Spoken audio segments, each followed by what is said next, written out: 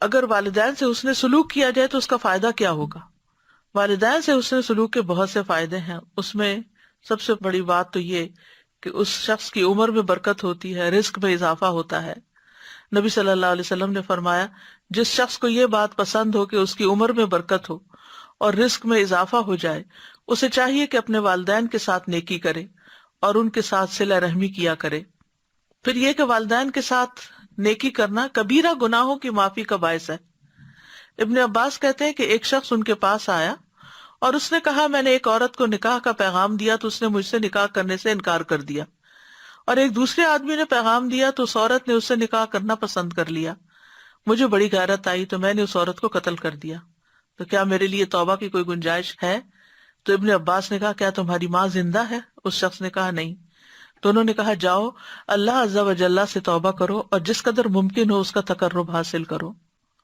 عطا بن یسار کہتے ہیں اس پر میں گیا اور میں نے ابن عباس سے پوچھا آپ نے اس سے یہ کیوں پوچھا تھا کہ تمہاری ماں زندہ ہے؟ انہوں نے کہا میں نہیں جانتا کہ ماں کے ساتھ نیک سلوک سے زیادہ اللہ سے قریب تر کرنے والا کوئی دوسرا عمل ہو سکتا ہے، کیونکہ ان الحسنات یذہبن السیئات، نیکیاں برائیوں کو مٹا دیتی ہیں. تو اگر انسان سے گناہ ہو جائیں انسان ہونے کے ناطے، تو والدین کے ساتھ حسن سلوک جو ہے ان گناہوں کی معافی کا ذریعہ بھی ہے. پھر اسی طرح یہ ہے کہ والدین کے ساتھ نیکی کی وجہ سے مشکلات بھی دور ہوتی ہیں. وہ 3 لوگوں کا قصہ آتا ہے حدیث کی کتابوں میں جو ایک غار میں پھنس گئے تھے، تو اس میں سے ہر شخص نے اپنے نیک عمل کو وسیلہ بنا کر دعا کی، اور اس میں سے پہلا شخص جس نے اپنے نیک عمل کو وسیلہ بنایا اس نے کہا کہ اے اللہ میرے ماں باپ بہت ہی بوڑھے تھے، میں باہر لے جا کر اپنے مویشی چراتا تھا، پھر شام کو آتا تو ان کا دودھ نکالتا اور برتن میں پہلے اپنے والدین کو پیش کرتا، جب میرے والدین پی چکتے تو پھر بچوں کو اور اپنی بیوی کو پلاتا. اتفاق سے ایک رات واپسی میں دیر ہو گئی، جب میں گھر لوٹا تو والدین سو چکے تھے، پھر میں نے پسند نہیں کیا کہ انہیں جگاؤں، بچے میرے قدموں میں بھوکے پڑے رو رہے تھے، میں برابر دودھ کا پیالہ لیے والدین کے سامنے اسی طرح کھڑا رہا یہاں تک کہ صبح ہو گئی. اے اللہ اگر میں نے یہ کام تیرے نزدیک صرف تیرا چہرہ چاہنے کے لیے کیا تھا، یعنی اخلاص کے ساتھ، تو ہمارے لیے اس چٹان کو ہٹا کر اتنا راستہ تو بنا دے کہ ہم آسمان کو دیکھ سکیں. نبی صلی اللہ علیہ وسلم نے فرمایا اس دعا کے بعد وہ پتھر کچھ ہٹ گیا. بہرحال پھر دوسرے شخص نے بھی اسی طرح ایک دعا کی، تیسرے نے بھی کی، اور بالآخر وہ سب غار سے باہر آ گئے. والدین کے قدموں کے نیچے جنت ہے، اور یہ بات ہم بچپن سے سنتے چلے آ رہے ہیں. اس کا مطلب کیا ہے؟ اس کا مطلب یہ ہے کہ ان کی خدمت کی جائے، ان کے کام کیے جائیں، ان کی مدد کی جائے. پھر ایک اور روایت سے ہمیں پتہ چلتا ہے کہ والدین کے ساتھ حسن سلوک جنت میں داخلے کا باعث ہے. حضرت عائشہ سے مروی ہے، کہتی ہیں کہ رسول اللہ صلی اللہ علیہ وسلم نے فرمایا میں جنت میں داخل ہوا تو وہاں قرآن کی تلاوت کی آواز سنائی دی. میں نے پوچھا یہ کون ہے؟ بتایا گیا حارثہ بن نعمان ہے. رسول اللہ صلی اللہ علیہ وسلم نے ان سے کہا یہی نیکی ہے، یہی نیکی ہے. اور حارثہ بن نعمان اپنی والدہ کے ساتھ بہت زیادہ حسن سلوک کرنے والے تھے کہ اللہ تعالیٰ نے نبی صلی اللہ علیہ وسلم کو جنت میں انہیں دکھایا اور وہ جنت میں قرآن پڑھ رہے ہیں، یعنی کتنا بلند مقام ہے. پھر اسی طرح اویس کرنی کے بارے میں تو آپ سب جانتے ہیں، ان کا بھی کچھ واقعہ اپنی والدہ کے ساتھ حسن سلوک کا یوں ہے. اسیر بن جابر روایت کرتے ہیں کہ عمر بن خطاب کے پاس جب اہل یمن میں سے کوئی جہاد والے دستے آتے تو وہ ان سے پوچھتے تم میں اویس بن عامر بھی ہیں؟ یہاں تک کہ وہ اویس کے پاس آئے اور کہا آپ اویس بن عامر ہیں؟ انہوں نے کہا ہاں. پوچھا کیا آپ مراد قبیلے سے ہیں؟ اس کے بعد قرن کی شاخ سے ہیں، اسی لیے قرنی کہا جاتا ہے نا ان کو. انہوں نے کہا ہاں. کہا کیا آپ کو برس کی بیماری تھی پھر ٹھیک ہو گئے، بس 1 درہم برابر جگہ رہ گئی؟ کہا ہاں. پوچھا آپ کی والدہ ہیں؟ کہا ہاں.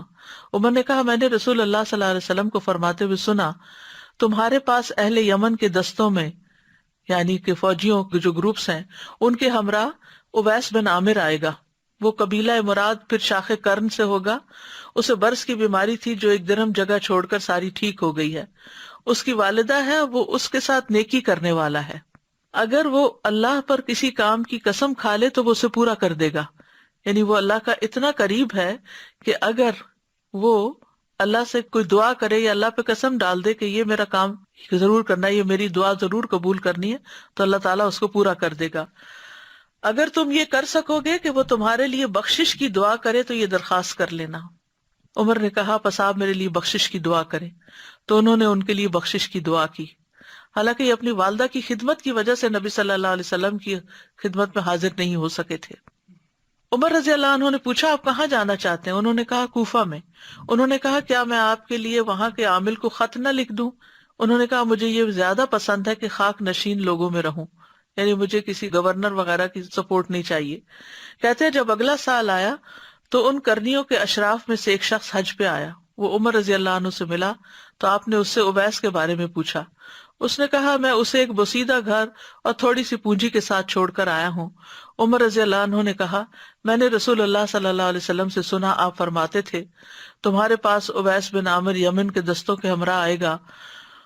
وہ قبیلہ مراد پھر اس کی شاخ قرن سے اور اسے برس کی بیماری تھی جو درہم کی جگہ چھوڑ کر ساری ٹھیک ہو گئی، اس کی بس والدہ ہے جس کا وہ بہت فرما بردار ہے، اگر وہ اللہ پر کسی کام کی قسم کھا لے تو اسے پورا کر دے گا۔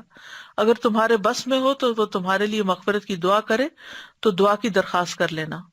وہ شخص اویس کے پاس آیا اور ان سے کہا میرے لیے بخشش کی دعا کر دیجئے۔ انہوں نے کہا تم ابھی ایک نیک سفر سے آؤ، تم میرے لیے دعا کرو۔ اس شخص نے پھر کہا میرے لیے بخشش کی دعا کر دیں۔ انہوں نے کہا تم ابھی ایک نیک سفر سے آئے ہو، تم میرے لیے بخشش کی دعا کرو۔ پھر اس کا اصرار دیکھا تو پوچھا تم عمر رضی اللہ عنہ سے ملے تھے؟ اس نے کہا ہاں۔ تو انہوں نے اس کے لیے مغفرت کی دعا کی۔ پھر لوگ ان کے بارے میں جان گئے تو وہ کسی طرف چلے گئے، یعنی غائب ہو گئے۔ اسیر نے کہا میں نے انہیں ایک چادر اڑائی تھی، جب بھی کوئی انسان اسے دیکھتا تو پوچھتا اویس کے پاس یہ چادر کہاں سے آئی؟ یعنی وہ ایسے رہتے تھے کہ ایک اچھی چادر اوڑھنا بھی بڑا حیران کن تھا۔